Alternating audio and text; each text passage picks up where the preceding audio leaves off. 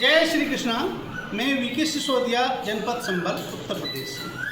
बच्चों, आज आपके लिए लेकर आया हूँ मैं बहुत ही महत्वपूर्ण प्रश्न लेकर आया हूँ, जो कि आपकी चाहे तो विद्या ज्ञान की परीक्षा है, चाहे एनएमएमएस की परीक्षा है, चाहे आपकी नवोदय विद्यालय की परीक्षा है या सैनिक स्कूल की परीक्षा है, सभी के लिए बहुत ही महत्वपूर्ण प्रश्न है। देखिएगा प्रश्न क्या है। सबसे पहला प्रश्न है, मूल रोम पाए जाते हैं तना में, पत्ती में, कली में और जड़। जो पौधा होता है उसके 4 भाग होते हैं। कोई भी पौधा होगा आपका, उसके कितने भाग होंगे? 4 भाग। 4 भाग कौन कौन से होंगे? देखिएगा,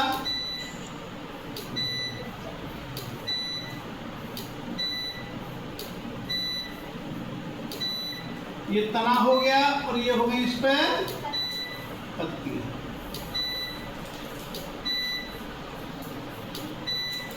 ठीक है,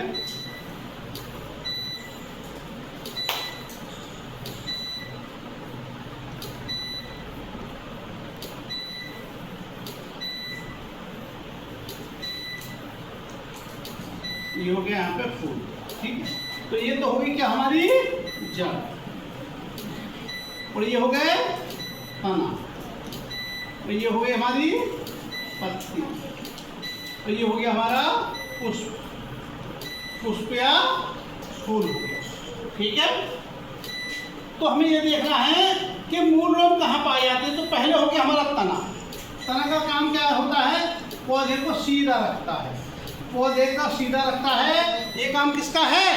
तने का। और जो भी भोजन यहाँ से प्राप्त करता है जड़ों से, उसको सभी भागों तक पहुँचाने का कार्य किसका होता है? तने का होता है। ठीक है, और तने की एक पहचान और है, इसमें नोड्स और इंटर नोड्स पाई जाती हैं, पर्व और पर्व संधि पाई जाती हैं। समझे नहीं? तने में। और तने का निर्माण किससे होता है? प्रांकुर से होता है। किससे होता है?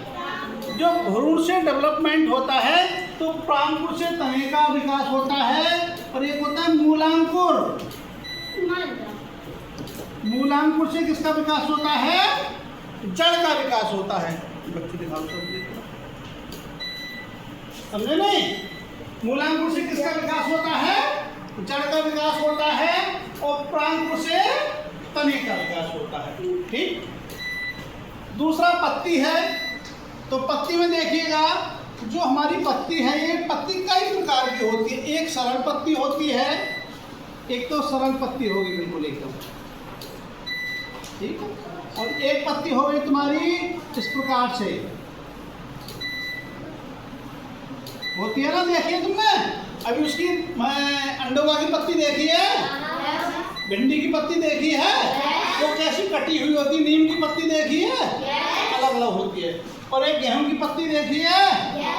ठीक है, इस प्रकार से ये पत्ती हो गई।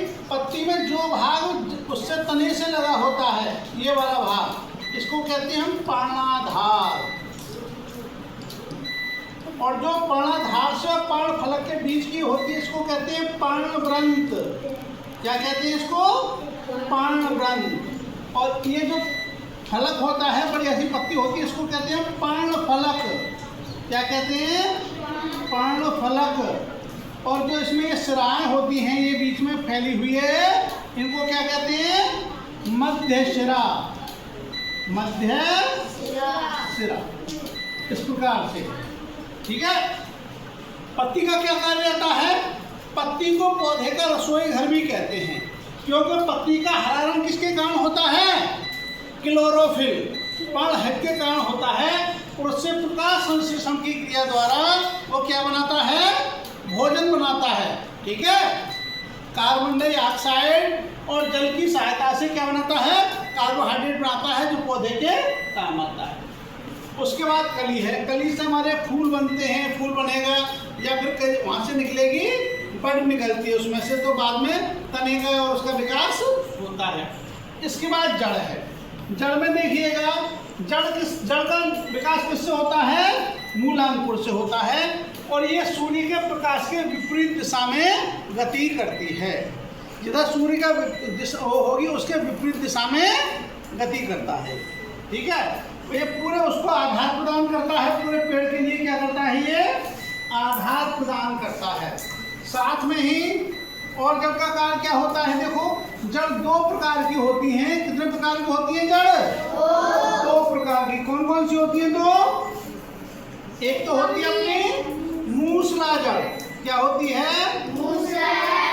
मूसला जड़। और दूसरी कौन सी होती है?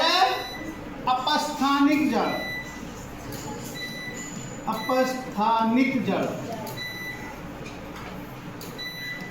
या रेशेदार जड़। ठीक है, मूसला जड़ कैसी होती है?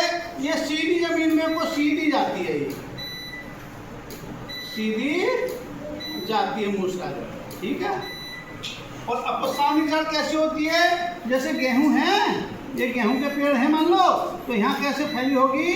रेशे से तत्वों को फैले होंगे। इस जड़ को क्या कहते हैं हम? अपस्थानिक जड़ कहते हैं। तो इन पर जो रोम से होते हैं, छोटे छोटे रोम होते हैं। छोटे छोटे जड़ों पर क्या होते हैं? रोम होते हैं, जो पानी का अवशोषण करते हैं और सब कार्य करते हैं। खनिज लवणों में पानी का अवशोषण करते हैं, उनको क्या कहते हैं हम? मूल रोम कहते हैं। क्या कहते हैं उनको? मूल रोम। तो मूल रोम कहाँ पाए जाते हैं? देखिएगा, मूल रोम कहाँ पाए जाते हैं? जड़ में पाए जाते हैं। मूल रोम कहाँ पाए जाते हैं? अगला क्वेश्चन देखिएगा। अगला है फलों का विकास होता है। फलों का विकास किससे होता है? अभी मैंने बताया था, प्रांकुर से किसका विकास होता है? तने का। प्रांकुर से किसका विकास होता है? तने का। और मूलांकुर से किसका विकास होता है?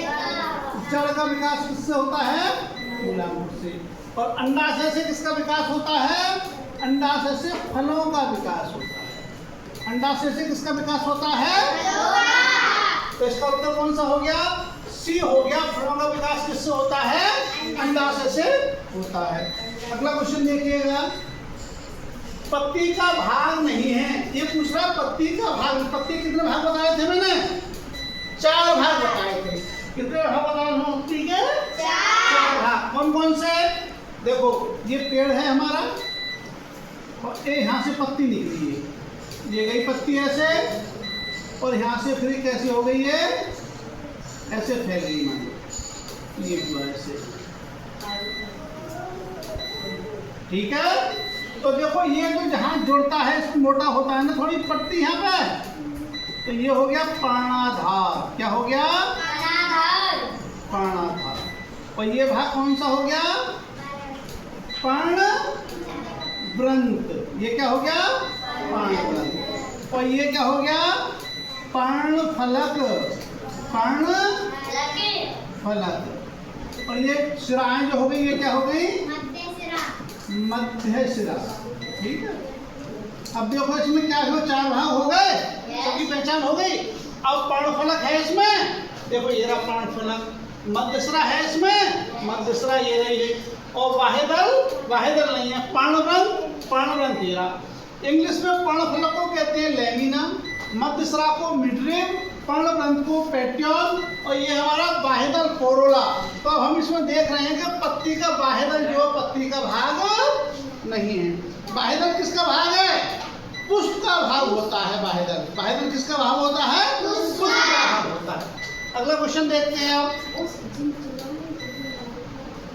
पुष्प का भाग नहीं है, कौन बताएगा इसका आंसर? देखो कौन बताएगा? पुष्प का भाग नहीं है। दल, पुंकेसर, मध्यशिरा, स्त्रीकेसर।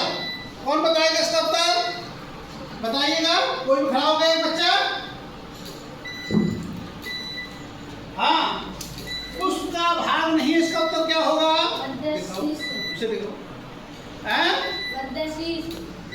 मध्यशिरा। पुष्प का भाग नहीं है, क्या है? मध्यशिरा है, क्योंकि दल किसका भाग है? देखिएगा, जब हम फूल देखेंगे, जब हम फूल देखते हैं, फूल बनाया हमने, ठीक है, देखो